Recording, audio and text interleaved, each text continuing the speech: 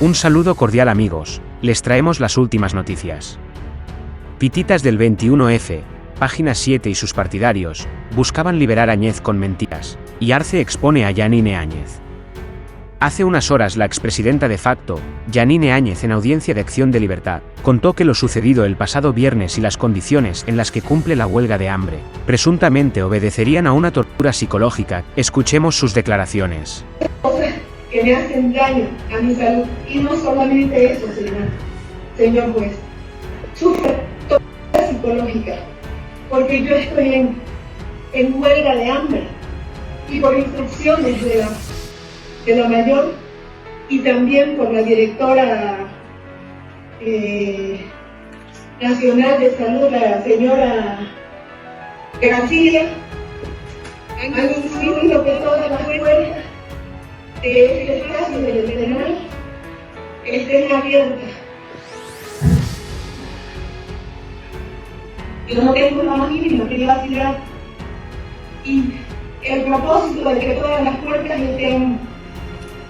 abiertas es que yo tenga que oler todo lo que venga de la cocina, los alimentos que cocinan, porque todo se huele.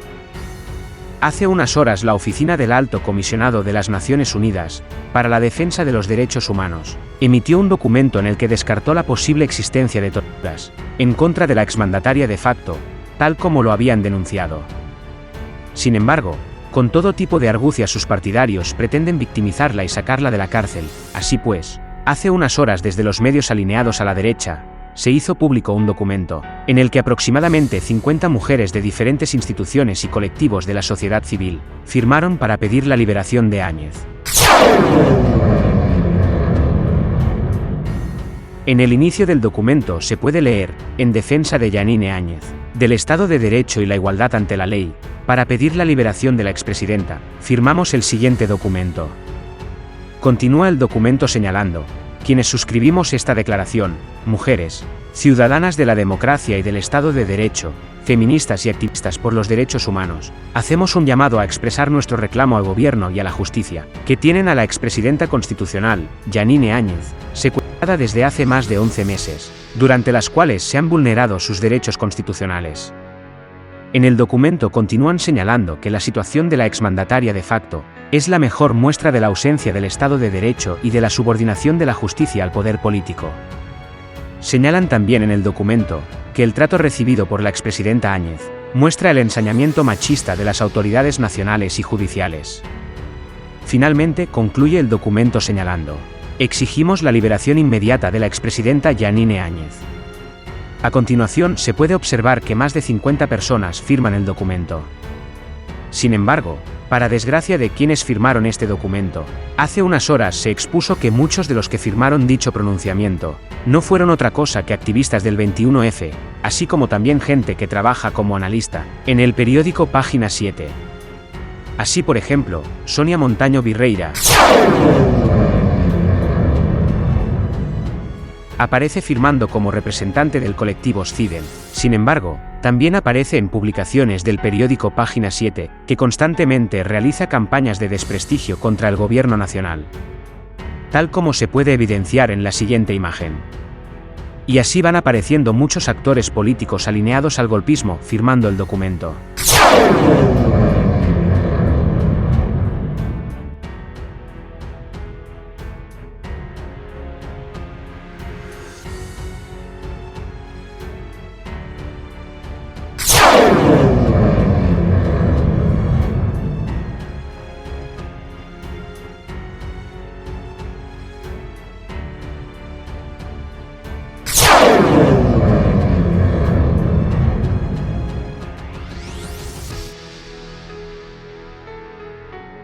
Otro ejemplo es el caso de Gloria Ardaya, la cual es una representante del movimiento 21F, quienes propiciaron el golpe y las masacres.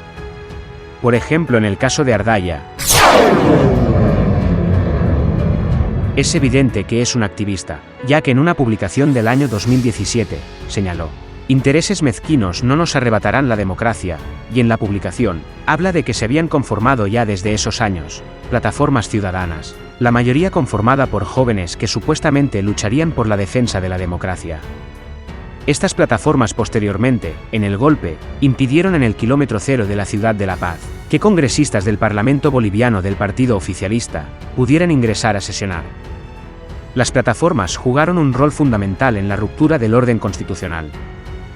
La falta de honestidad de quienes firmaron el documento es deplorable, ya que un titular más acorde al documento hubiera sido: no que se llame más de 50 mujeres firman un documento para pedir la liberación de Áñez, sino en cambio, analistas de Página 7, activistas del 21F y partidarios de Áñez, que participaron en el golpe, están pidiendo su liberación. Al respecto, hace unas horas, el embajador de Bolivia ante la Organización de los Estados Americanos, OEA, expuso a Áñez y su régimen, manifestando que sus acciones no pueden quedar en la impunidad. Escuchemos sus declaraciones. Es bueno destacar para conocimiento de la opinión pública y de una campaña de desinformación que se está haciendo por algunos actores políticos, algunos medios de comunicación, está siendo llevada a juicio en esta instancia la señora presidenta de facto, Yanine Áñez Chávez. El primer elemento, el primer hecho que nos concita la atención en este proceso y que se está llevando adelante a instancias del Ministerio Público, la Procuraduría y el Ministerio de Gobierno, se basa en el hecho de la violación del artículo 161, parágrafo tercero de la Constitución Política del Estado. Dentro de esas certezas, rápidamente vamos a leer. Este artículo nos dice: las cámaras se reunirán en Asamblea Legislativa Plurinacional para, inciso tercero, admitir o negar la renuncia de la presidenta o el presidente del Estado y de la vicepresidenta o del vicepresidente del Estado. Es decir, una de las funciones fundamentales, el tercer acápite de la reunión de la Asamblea Legislativa Plurinacional, es dar lectura a la carta de renuncia de un presidente. Eso ocurrió porque había un capítulo similar en la Constitución del año 1967, el 17 de octubre del año 2003 con el expresidente Sánchez Lozada. Eso ocurrió en el mes de junio del año 2005 con la renuncia del expresidente Carlos Mesa en la ciudad de Sucre, y en este caso no ocurrió. Aquí hay una primera violación a la Constitución Política del Estado, que obviamente es gravísima. La segunda violación tremenda está marcada, Junior, en el hecho de que la señora Yanine Áñez no estaba en la línea de sucesión constitucional. Y este es un elemento central y fundamental porque, como vamos a ver más adelante, ha habido una autoproclamación. El artículo 169 de la Constitución establece textualmente que a la ausencia del presidente le suple el vicepresidente, y a la ausencia de este, el presidente del Senado, y a la ausencia del presidente del Senado, la presidenta o el presidente de diputados. Ahí termina la línea de sucesión constitucional de 4 personas, que antes en la Constitución del 67 hablaba de 5 personas porque llegaba hasta el presidente de la Corte Suprema. Aquí renunció el presidente, víctima de ese informe fraudulento de la OEA, que fue el verdadero fraude, el único fraude que ha existido, víctima de la violencia extrema y para evitar un mayor derramamiento de sangre. Renuncia el presidente, renuncia el vicepresidente, y también, forzados por los hechos y las circunstancias, renuncia la presidenta del Senado y el presidente de la Cámara de Diputados. Recordemos que el hermano fue secuestrado del presidente Borda y fue prácticamente sometido a una tortura y posible asesinato, que más bien felizmente no llegó a darse. En esa situación, lo que correspondía era que las cámaras, tanto la Cámara del Senado como la Cámara de Diputados, sesionen y elijan, como establece la Constitución Política del Estado, como establece el Reglamento General de la Cámara de Diputados y el Reglamento de Senadores, elijan por mayoría a un nuevo presidente o presidenta para el Senado y un nuevo presidente o presidenta para diputados. Y en ese caso, esa presidenta electa por mayoría, además el movimiento al socialismo no tenía mayoría, tenía 2/3 en ese parlamento, más de la mayoría calificada que ahora tiene, y a esa persona le hubiera correspondido, primero, dar lectura a la carta de renuncia del presidente, considerar este acápite fundamental y, en todo caso, de aceptarse, en esa posibilidad de aceptarse esa renuncia, recién esa persona correspondiente al bloque de mayoría hubiera asumido legalmente la presidencia. La señora Yanine Áñez Jr. no ha prestado juramento, ella se ha autoproclamado. Recordemos lo que ocurrió esos días. La señora Yanine Áñez se sienta en la presidencia de la Cámara de Senadores, donde no había quórum, había unos cuantos acólitos, sin secretarios, sin llamar listas, sin respetar el mínimo procedimiento legislativo. La señora se autoproclama primero presidenta de la Cámara de Senadores. Todos estos hechos, estas violaciones a la Constitución Política del Estado a las que me he referido, gravísimas violaciones que se pueden contar hasta una decena de violaciones al texto constitucional expresas, que no las mencionamos por razones de tiempo, han sido de alguna manera la génesis o el hecho generador de todo lo que ha vivido Bolivia durante la gestión 2019 y la gestión 2020, fines del 2019 y todo el año 2020 prácticamente. Las masacres, no nos olvidemos que fruto de esta ascensión constitucional, de esta violación a la Constitución sistemática para hacerse del poder una persona que no estaba en la línea de sucesión constitucional, hechos que ocurrieron el 10, el 11 y el 12 de noviembre, cuando la señora Áñez no era presidenta y era una simple senadora que usurpó el poder y se autonombró presidenta y que no puede ser sometida, por supuesto, dentro de las certezas jurídicas que tenemos, no puede ser procesada en esta situación como expresidenta o con los privilegios de expresidenta. Ocurrieron los hechos que generaron, por ejemplo, decíamos, la emisión del Decreto Supremo 4078, ese tristemente célebre Decreto Supremo, que exentó de responsabilidad penal a las Fuerzas Armadas, fruto de lo cual se dio el 15 de noviembre la primera masacre, la masacre de Sacaba, y el 19 de noviembre la segunda masacre, la masacre de Sencata, con un total, sumando todas